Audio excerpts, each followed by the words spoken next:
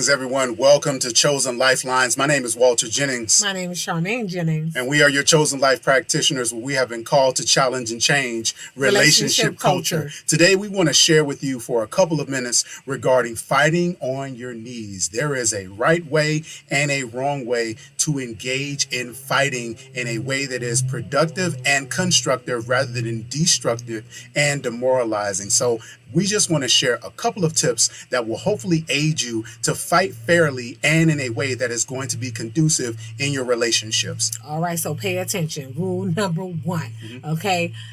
Do not fight against your partner. Your partner is not your enemy. The issue is the enemy.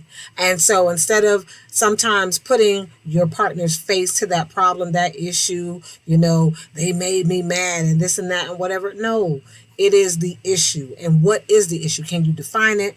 Can you really shrink it down to a small size? Take time to do that. And so again, your partner is not what you need to be fighting against. Absolutely. Number two, you do not want to fight against people outside of your relationship. This is whether this is an individual relationship with a friend on a platonic level, or you are in a romantic relationship. If you think of it, it's almost like a tree. And there are certain times where the individual that is a part of trimming that tree has to trim off some of the branches to ensure that there isn't any undue energy or resources that are going to those branches that are not necessarily bearing good fruit. And it's the same thing when it comes to fighting and being productive in our relationships, where we cannot devote undue energy to individuals outside of the issue at hand. So we want to make sure that we're remaining focused on the issue at hand and the individual that we are in partnership with to make sure that we're coming to a resolution. Absolutely. It's easy to blame other people for our issues, right?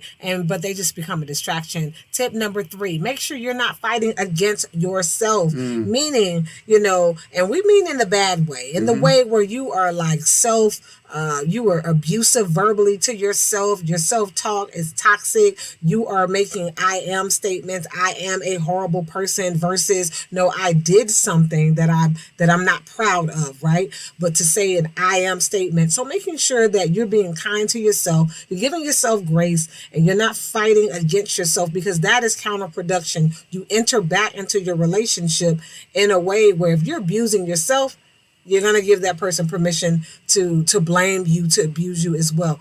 Own what you did, own the behavior, but it doesn't change the identity. And Charmaine, part of the reason why we're starting with this is because we find that when it comes to relationships, most people use these 3 that we just mentioned as inappropriate ways when it comes to fighting, and that wastes precious time. It wastes very valuable energy on things that are not going to really lead to a solution to the problems and challenges that you're having. I was going to say, it always leads to 0 solutions. And then if that's the case, then we're not actually solving the issues. And so guess what?